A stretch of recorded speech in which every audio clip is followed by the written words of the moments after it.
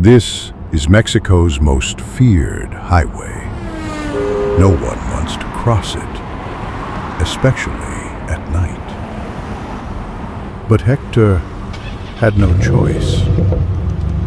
What started as a simple delivery trip turned into a nightmare that changed him forever.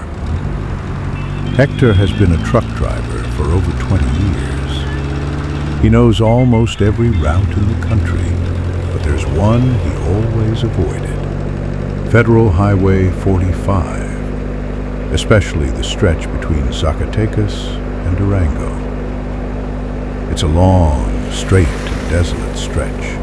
For miles, there's no cell phone signal, no towns, no gas stations, just desert, silence, and rumors that some things cross that asphalt when night falls.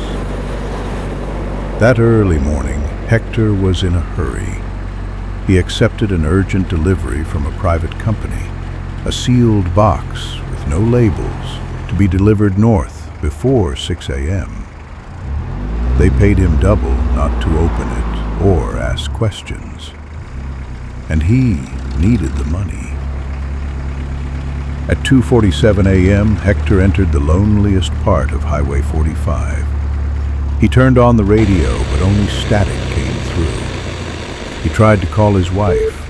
No signal. "I knew it," he muttered. "This route always feels dead."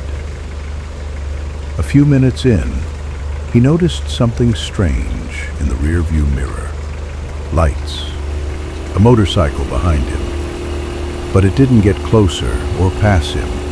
It just stayed at an uncomfortable distance. When he slowed down, the motorcycle vanished. No noise, no dust, as if it was never there. Hector swallowed hard. His hands trembled on the wheel as he forced his eyes back on the road. The night stretched on, and the silence pressed against him like a heavy weight. The desert around him was endless, a vast emptiness filled with shadows. The radio crackled suddenly. A voice, faint and broken, whispered through the static.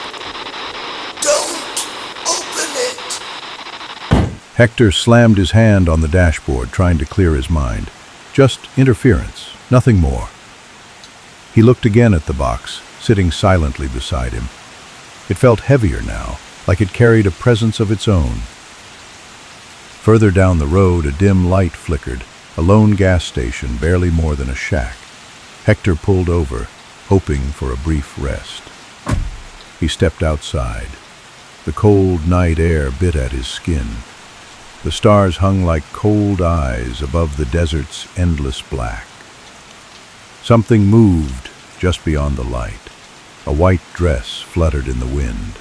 A figure stepped forward. A woman, pale and silent, her eyes locked on his. No words came from her lips, but Hector heard a voice inside his head. "Don't open the box, Hector." His heart hammered in his chest. He stumbled back to the truck, locking the door behind him. The engine roared to life, and the radio burst with static again. He didn't look back. The road ahead seemed darker now, as if the shadows had grown thicker. The motorcycle appeared again, its headlights distant but relentless. No matter how fast Hector drove, it stayed behind, never closing the gap. Then, as suddenly as it had appeared, it vanished. No trace, no sound. Hector's grip tightened. The box felt colder than before, a chill seeping through its tape. Minutes passed like hours, the road stretching endlessly under the heavy sky. Finally, the first light of dawn crept over the horizon. Hector spotted a small shack, a delivery point. A man stepped out, dressed in a sharp suit and dark glasses, his face unreadable.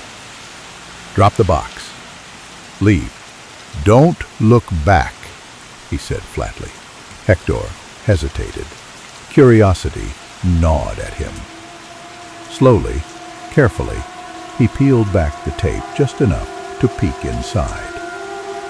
A pale, still face stared back, eyes closed as if sleeping eternally.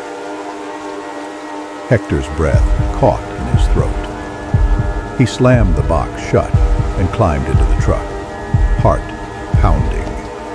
He drove away, the man's cold stare burning into his back. That night, sleep eluded Hector. The image of the face haunted his every thought.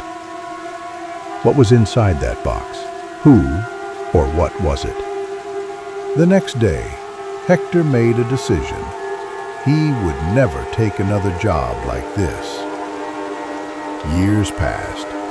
Hector lived quietly, the secret of the box buried deep within him.